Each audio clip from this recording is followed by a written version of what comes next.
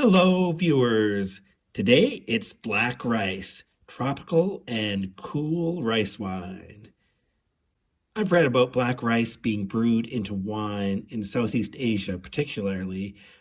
Compared with rice wine recipes from colder climates, these recipes generally use less water than rice, and more care is taken to avoid contamination, which would spread quickly in hotter temperatures.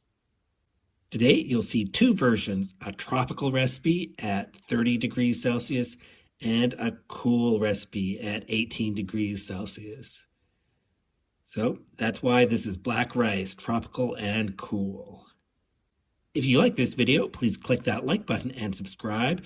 Click the bell to be notified. I have a new video about rustic Asian rice wine every week. And please share this video wherever it is appropriate. And I've said this before, and I'll say it again, there's a lot of room for growth in subscribers because about 80% of the time, the video is being viewed by a non-subscriber. So I really appreciate you subscribing and supporting the channel that way. This all helps me with my goal of spreading the word about rustic Asian rice wine. And if you're interested in ingredients or equipment that I use in this video, please see the description below. So black rice is similar to brown rice in that it is more difficult to ferment. And this rice is non-glutinous black rice. It might be easier to use glutinous black rice, but this is the rice I have. So my strategies for making this rice more fermentable are to soak it for longer, to steam it for longer, and to ferment for longer. So overall, I need more patience to deal with this rice, but I expect more nutrients and a nuttier flavor. So what's special about today's brew? First of all, it's the tropical versus the cool temperatures. I'm not going to be stirring. This is a no stirring recipe. I'm going to be doing a long fermentation, and I'm going to be following a different filtering procedure at the end. So I hope you find this interesting. Let's do it. So starting off the day before brewing begins, day -1. This is my black rice. It's an unopened package, but it is past the best before date. But I don't want this to go to waste, so I think it's worth trying to brew with it. It's 1.8 kilograms of black rice. This black rice is from H-Mart, so it's labeled as Hukmi in Korean. Chinese black rice is called Hae. So wash gently and rinse once. So since this is like brown rice, we're not really going to be able to wash it over and over. In some previous brews, I've tried saving this water and using it for brewing. This time, I'm just draining it. So I drain it once. Then I'm going to soak it overnight. And then the next day, day 0, I'm going to drain this. And there's plenty of color in this soaking liquid, but yeah, I'm not using it this time.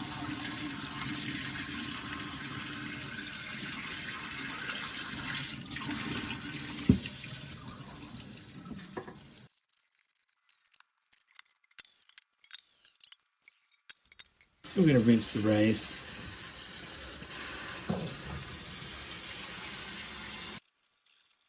And let it drain for 30 minutes. In the meantime, I'm getting my stainless steel steamer ready. Got the water boiling. Put the lower panel in. The black rice will stain the cloth, so I used a cloth that was previously stained. I did dampen it before putting it in the steamer.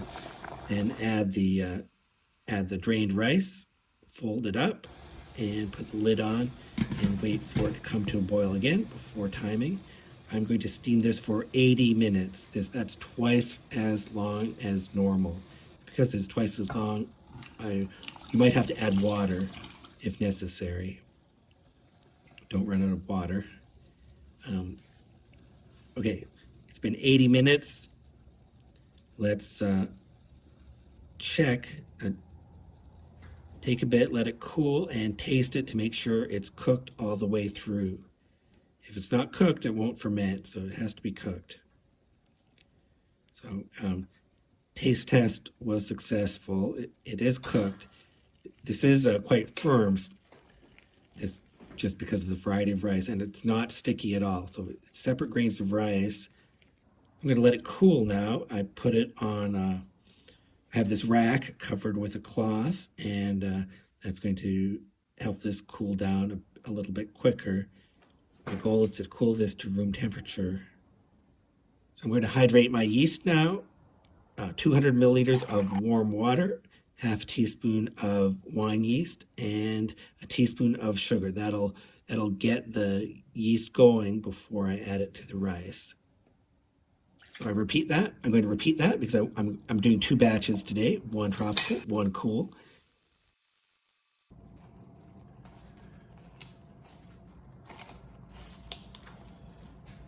And here are the Chinese yeast balls, also known as wine cakes. These are the enzymes for saccharification, for turning starch to sugar. These are labeled as jiuqi or jobi, wine yeast or wine cakes. Okay, so that's what they look like, these white balls made of rice flour.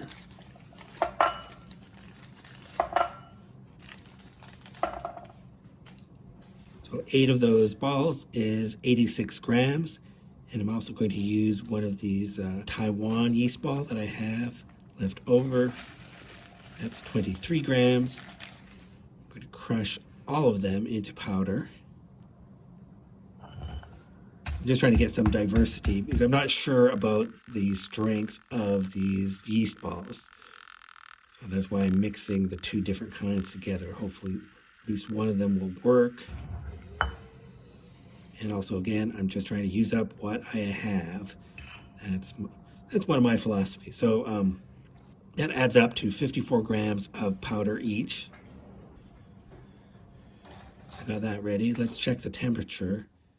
It's only 32 on top, but underneath it's quite a bit hotter. So I'm going to need to stir this again and let it cool some more. And 1 hour later, it has cooled, and I divided in 2 with a scale. All the ingredients have been equally divided in 2. I'm also going to add 2 tablespoons of sugar and 500 milliliters of water to each jar. Now I'm going to load up each jar. I start with a little bit of the yeast ball powder, add some of the black rice, and then alternate. And here's the sugar too. Here's 1 tablespoon of the sugar. I'll add the other tablespoon later. And as I go along, I mix a bit with my hand, try to get the yeast ball powder equally distributed. There's the 2nd tablespoon of sugar. I try to get the yeast ball powder equally distributed among the rice. And now that I have all the rice in there, I'm going to add the hydrated yeast mixture. Try to get that distributed as well.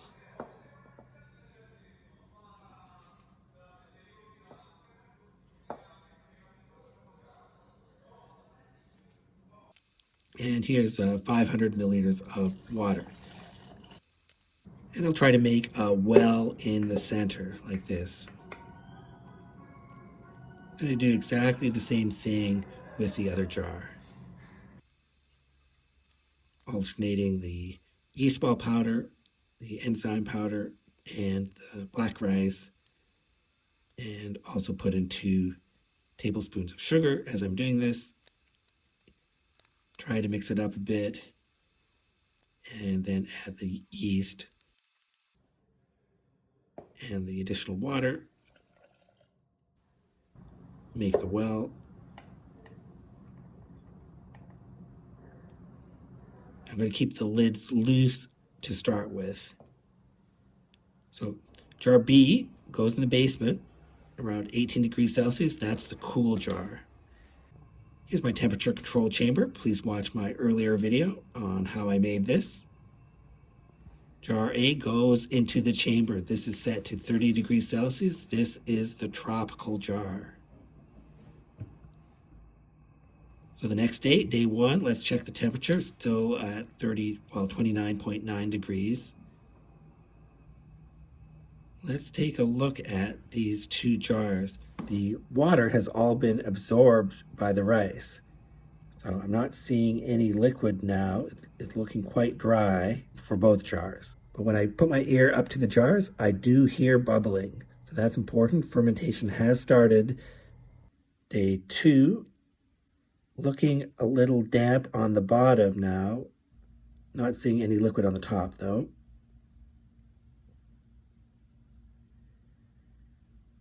And day 3, okay, if I tilt it from side to side, I can see some liquid collected, especially in A.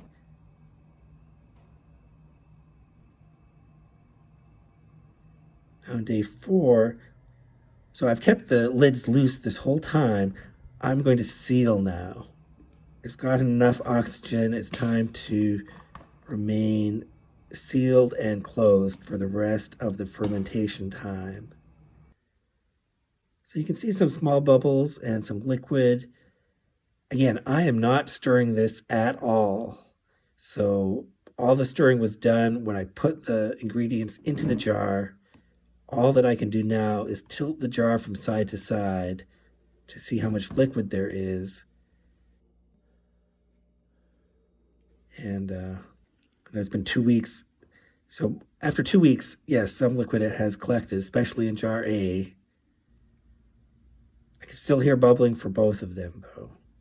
So now it's day 21. It's been 3 weeks, and there is quite a bit of liquid in jar A.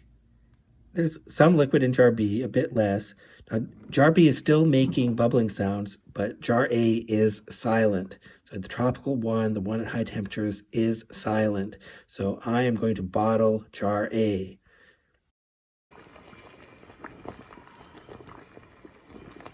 Three weeks is a long time at 30 degrees Celsius. So let's, I wonder what this smells like. Well, yeah, it has quite a strong smell, very unusual. I'll get to that later. But I'm going to follow a new filtering procedure for this. And this is the ladle method. Since liquid has collected and I can get my ladle into the jar, what I'm going to do is push the rice down and collect the liquid in the ladle and then bring that over to the funnel, which has a strainer in it. So I'm not going to get rice grains in the bottle. And I'm just going to repeat this over and over. So I'm not using the filter bag yet.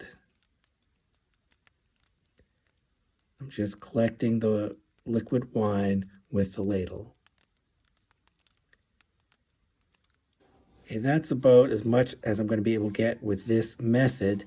Now I'm going to switch over to what I normally do, which is to use the filter bag, which I've boiled.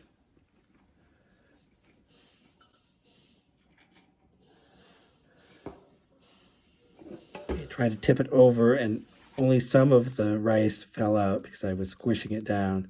So I try to ladle out most of it and squeeze it through the filter bag.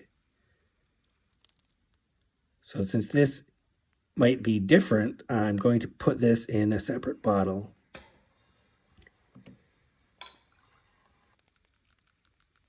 So I did mention that black rice is more difficult to ferment. There are more parts to it that are not fermentable. So I did end up with quite a lot of leftover, more than 550 grams of lees.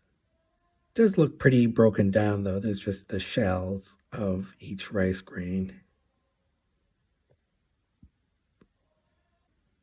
So the first bottle I got by the ladle procedure, and the second bottle I got by filtering.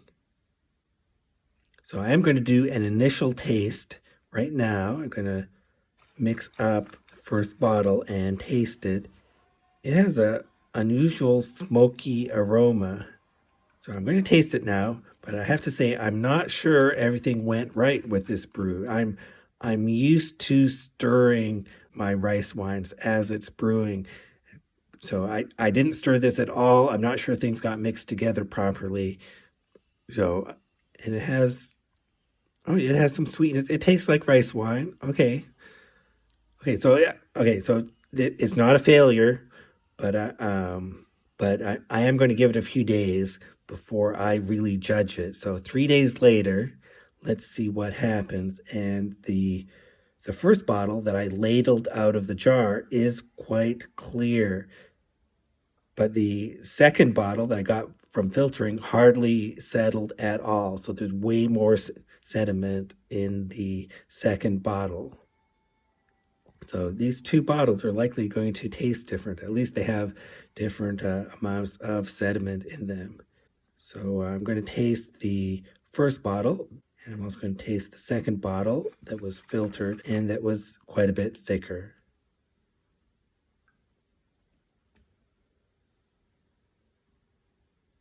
Okay, so taste the first one.